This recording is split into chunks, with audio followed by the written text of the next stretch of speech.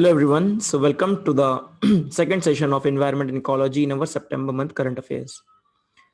Starting with the first one, that is conservation, some initiatives taken by India. This is a new category that we have added this month because last time we didn't have we didn't have a lot of fact related to the conservation steps within the India. Starting with the first one, that is the Mumbai maps its biodiversity. What kind of questions you can expect? Dekho, the point is in the CSE examination, it's also an examination for the forest service, right? And that is where a lot of trivial facts can come from the environment and ecology.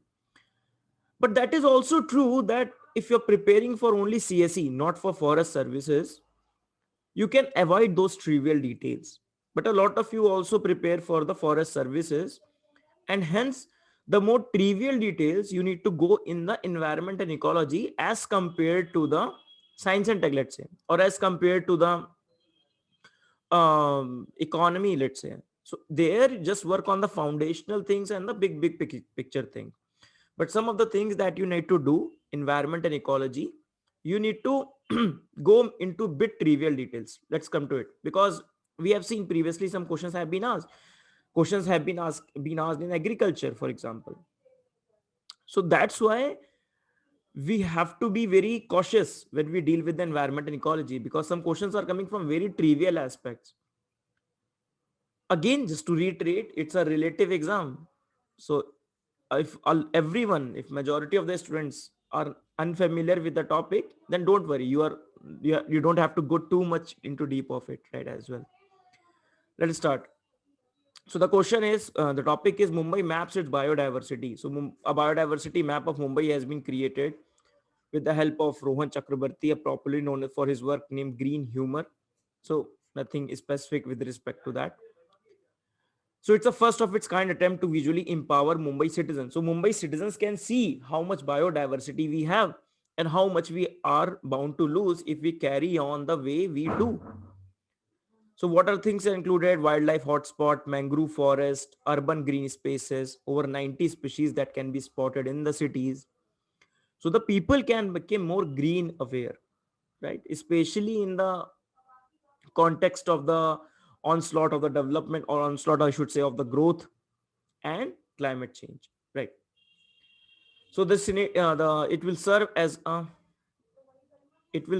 reminder to the Mumbaikars that they must act to protect Mumbai's biodiversity, which has been under threat due to unsustainable development. Some specific things are there, some species are in the news, some community is in the news. So that's your homework you can do, or we can cover it in the next month, but please do it on your own end. So action plan for the lesser flamingo have been acknowledged. Area as a forest have been acknowledged, which has been a center of controversy last year. Proposing a supportive policy for Koli community, community's livelihood in consultation with the community, and protecting and growing Mumbai's parks. Right. So what kind of questions you can expect? Which is the first city which comes off its own biodiversity map? That kind of question you can expect. And a tougher question can be on these lesser flamingo and Koli community. Next is Sajjangarh Wildlife Sanctuary. Sajjangarh Wildlife Sanctuary. Every wildlife sanctuary is not important. We have discussed that. But wildlife sanctuaries are being asked in our paper. But it's not possible for us to remember 400 plus wildlife sanctuaries, obviously. But whatever wildlife sanctuaries are coming in the current affairs, do remember that. For example, this is Sajjangarh Wildlife Sanctuary in Rajasthan, right? In Udaipur district of the Rajasthan, famous for Indian vulture. Now, it's a part of the Sajjangarh Palace built in 1884, and name Sajjangarh is the name of the Maharana Sajjan Singh, one of the ruler of the Mewar dynasty. Okay, fine. Now, why it's in the news? It's in the news because of the project Lantana, Lantana, Tana. Why it's in the news? What is this? So Lantana camara was an invasive alien species in India. We have discussed that what is this invasive alien species. For example, this particular species belongs to Central and the South America. So it thrives in this environment, but it is introduced into some other place, let's say India. Where it is introduced in India, sometimes these species, some of them are able to adapt. Some of them are, for example, Some of them perishes because they're not able to adapt to the new environment. Some of them perishes, right, as you discussed. But some of them impact the growth of the native thing, native species. So they come from outside and they destroy the conditions under which the natives thrive. For example, sharing of the resources, release some toxins. And similar happened with the Lantana camera. They were introduced into India in 1850, 1807 as an ornamental plant. Okay. Then it's a small perennial shrub which forms extensive, dense, and imprintable thickets. So very imprintable, very dense, densely made thickets they form, because of which a lot of problems have come. For example, obviously the first one is the stopping of the natural right and nutrition for other flora and fauna. They also release some toxic substance, some in its foliage and the ripe berries. For example, some fruits of this plant. If the animal will eat it, animal will suffer consequences. It has stopped the growth of the grass and the other shrubs, with the herbivorous not getting sufficient foliage and the prey base for carnivorous. So if it's a herbivorous animal, it's not getting a proper grazing area. Carnivorous are not getting those herbivorous to eat.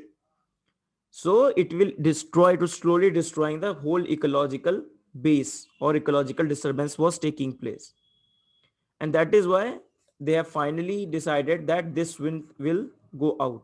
We will not let this come being there, because it is destroying the grassland. And that is why you can see weeding out of the lantana restores the grasslands in the Rajasthan. Okay, right.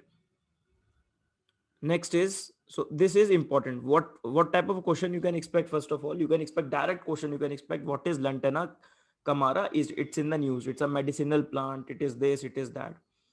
Remember, for with respect to biodiversity is a very very important topic, and within that invasive alien species are very very important. Keep in mind all the current invasive alien species which are important.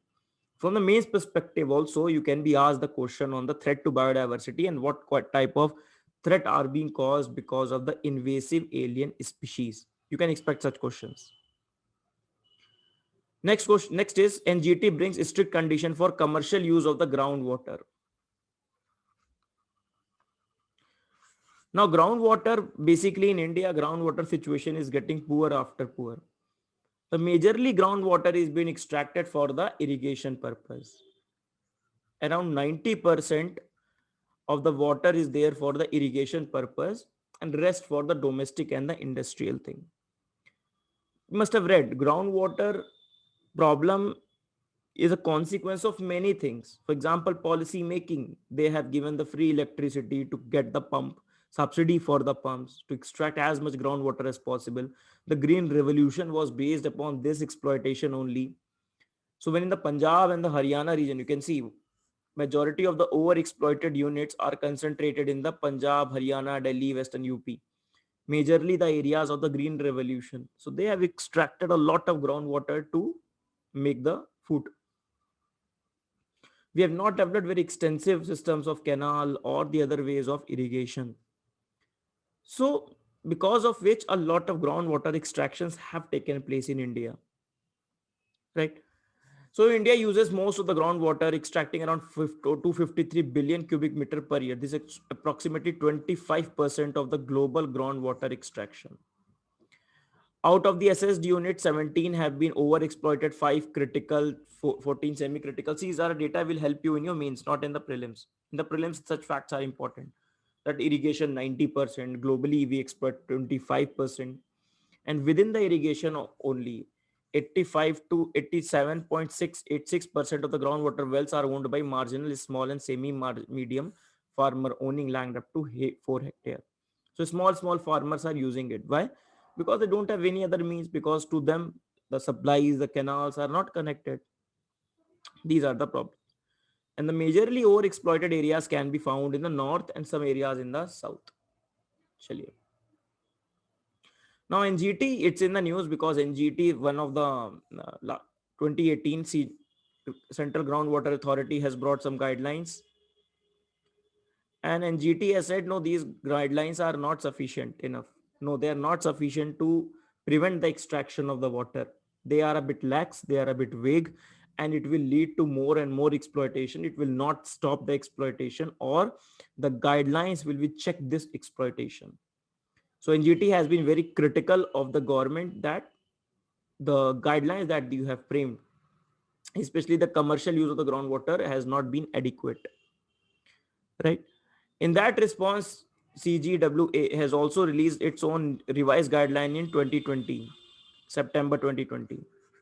For us, for prelims purpose, these guidelines are not important as such. What are the different points in the guidelines? Not, but groundwater itself is a very, very important arena for our mains examination. Very, very important. You can expect a complete essay on the mains examination. You can complete one GS question on the groundwater. Let us see some of the strict conditions that have been laid down by the NGT. First of all, they've said they expect a complete overhaul in the manner permits are issues, and they complied with all the conditions are complied with. They want environmental impact assessment. Okay, so they are saying that environmental impact assessments are must.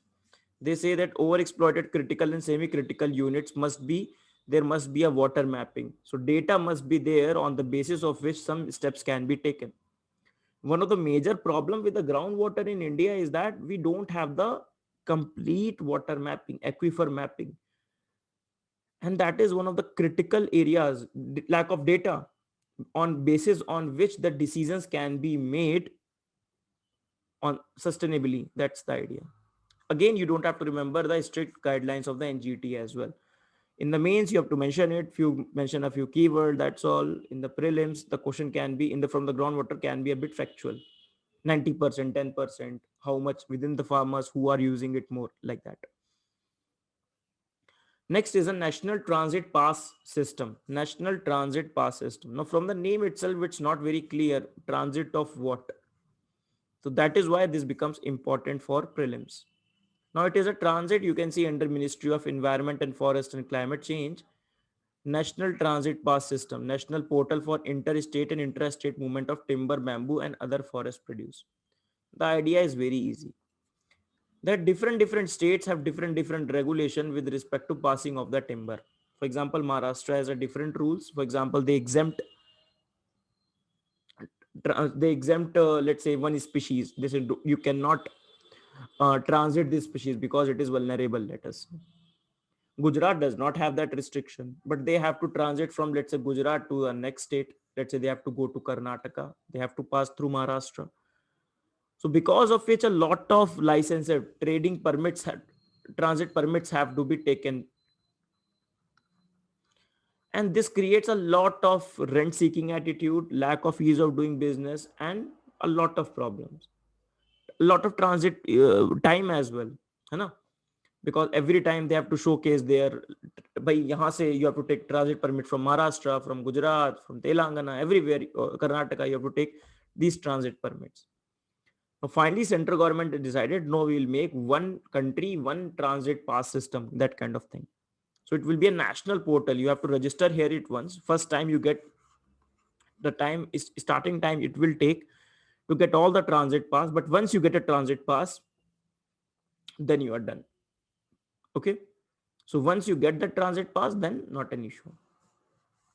So Ministry of Environment and Forest, an online system for issuing transit permits for timber, bamboo and other forest produce via e-pass to bring ease of doing business. Pilot project will be functional first in MP and Telangana. You can see here, MP and Telangana here. But now it's also started in the Nagpur as well. Nagpur, also known as the tiger capital of India, to enhance the seamless movement of the forest produce. The next, that's all for the transit passes. Next is the BEAM Eco Label. BEAM means Beach, Environment and Aesthetics Management Services. Beach, Environment and Aesthetics Management Services, BEAMS, Management Services. Launched by Union Ministry of Environment, Forest and Climate Change under it Integrated Coastal Zone Management Project. Objective is to reduce the pollution in the coastal water, promote sustainable development of the beach facilities, protect and conserve the coastal ecosystem, promotes beach recreation, its absolute harmony in nature. So these are the things will be done in this particular system. Now, obviously, the idea has come from the international system that is given by FEE. We'll look at it. Blue flag certification. So India has created its own version of the blue flag certification within country.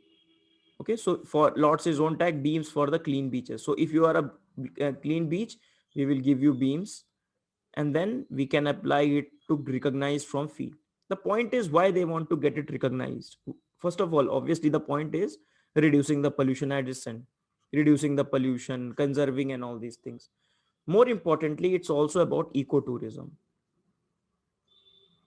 When the outside country people will know that how much beach that, for example, this beach is FEE certified, FEE certified, then they'll know that we'll go to this beach and we will expect less pollution or no pollution. We can expect some beautiful and clean beaches.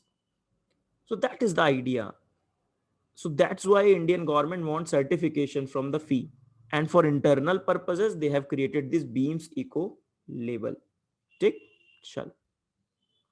So that's all from the Conservation India. Let's start from Conservation International. And the first one itself, that is the blue flag certification. So this certification is given by the FEE, as we have discussed, FEE from Copenhagen. It is based in Copenhagen. That is Foundation for Environmental Education, based in Copenhagen. So these is you have to remember, based in Copenhagen, non-governmental, non-profit organization, but they provide this certification to the beaches. Okay.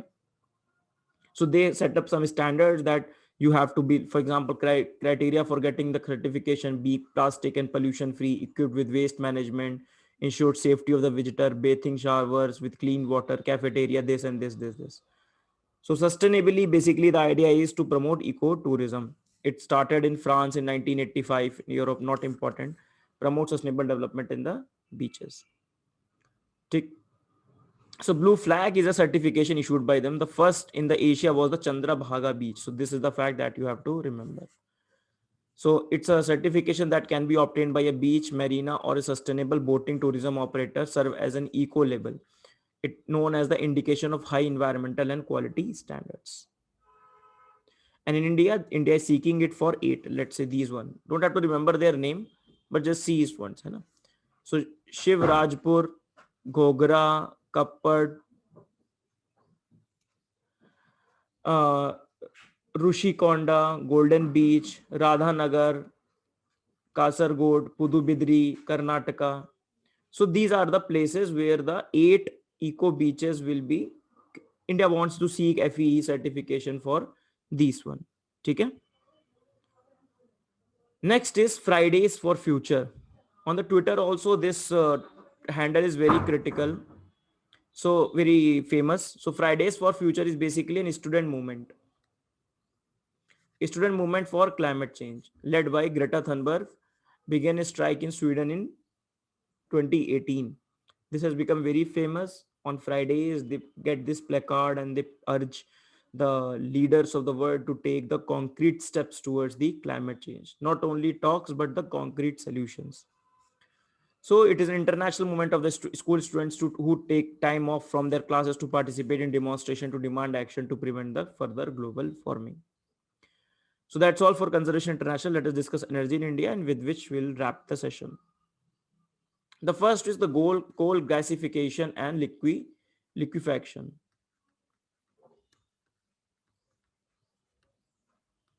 Right. So it is a process of producing a syngas, a mixture of consisting of carbon monoxide, hydrogen. What is coal gasification? Dekho, let us discuss first the idea that let us first discuss the idea कि भाई what we have to, where, in what way our energy is going, energy sector. We cannot get to pure path, that is coal free India cannot be there in the short run. No, obviously, because we have our developmental needs. It's a necessary evil for us. Economic survey has mentioned that. But within coal, what we have to do, we have to get out the old thermal power plants, and we have to increase the technology using the coal, which are more relatively more clean. Next, yes, we are focusing on the renewables. So that is the overall projection in which we are giving. Renewable India has been very committed to the goal of the renewable energy. In fact, the Prime Minister himself has a very passionate appeal and a passionate interest for improving the renewable energy infrastructure in India. International Solar Alliance and our INDC pledges and everything. So within this coal and increasing the clean coal or the clean coal, how can we improve how can we reduce the emissions from the coal, under which this coal gasification and liquefaction comes. So coal gasification is the basically the idea that we will produce the syngas. ठीक? Syngas, which is a mixture of carbon monoxide, hydrogen, carbon dioxide, natural gas, and water vapor. So this is syngas. ठीक? And this syngas will be later on used for the fuel purpose. It's in the news because Coal India has decided to set up the coal gasification project in Bengal.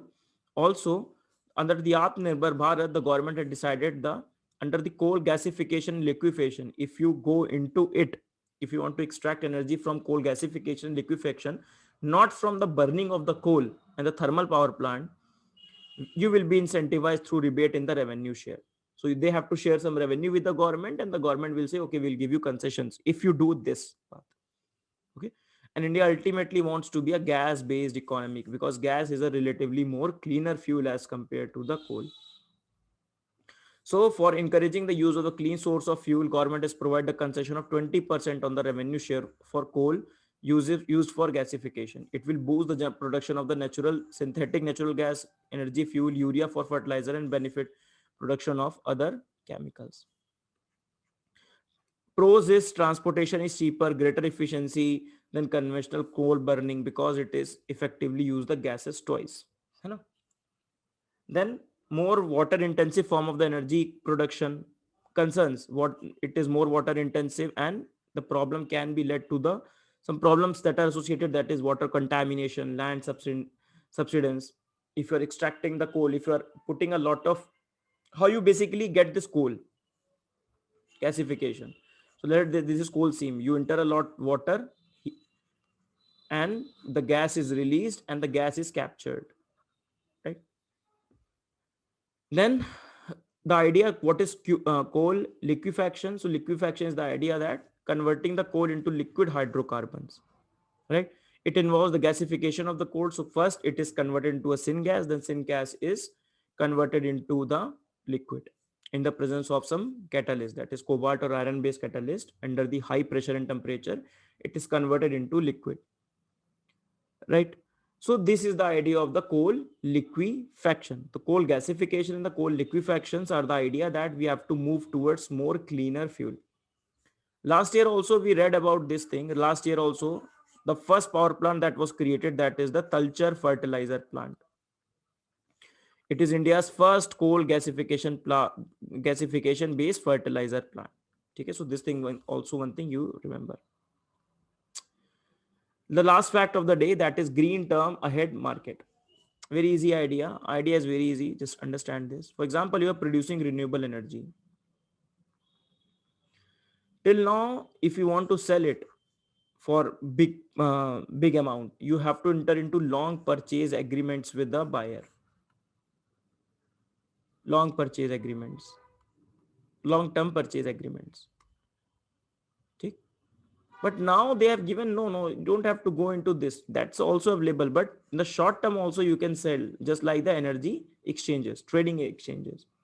So it will provide the short term, it will provide the short term availability of the renewable energy to the buyers who are interested. So it will increase, as the minister said, the GTAM will lead to increase in the number of participants in the renewable energy sector and benefits the buyer of renewable energy through competitive prices and transparent and flexible procurement, because now it is short term. Short term means less money to be invested as compared to the long term purchase agreements, and you can enter and you can disinter at your will, like that. At a pan India green term ahead market in electricity, okay, under the Ministry of Power and the New and Renewable Energy, who will conduct this trading operations will be India Indian Energy Exchange and the Power Exchange of India. It will be the first exclusive product for the renewable energy sector in the world. You can also quote this as a very important initiative taken by the Modi government to improve the renewable energy sector in India. So GTAM is an alternative model. Let us very quickly see. It's an alternative new model introduced for selling off the power by renewable developers in the open market without getting into a long-term purchase power agreements. The transactions to GTAM will be bilateral in nature with clear identification of the corresponding buyers and the sellers. There will not be difficulty in accounting for renewable purchase obligation. For example, one buyer has a renewable purchase obligation. What is the renewable purchase obligation? The idea is very easy from the name itself. Renewable purchase obligation. For example, you are using a large amount of electricity. Now you have been mandated by the government that you have to use at least 10% or 12% of the energy from the renewable. So that is a renewable purchase obligation for that particular person or particular industry, right? And they can use now this GTM contracts to fulfill those renewable purchase agreements. And it is overarching. The significance is our 175 gigawatt of renewable energy and our Paris climate pledges. So very important initiatives with respect to renewable energy. So that's the end of the session, everyone. Now only 2 sessions are left in our September month, Science 1 and Science 2. We'll finish that very quickly and we'll enter into the October month with the continuity itself. So first this session will be uploaded, then we'll finish the September month, then October will start immediately. Thank you, everyone. See you all in the next class. Bye-bye.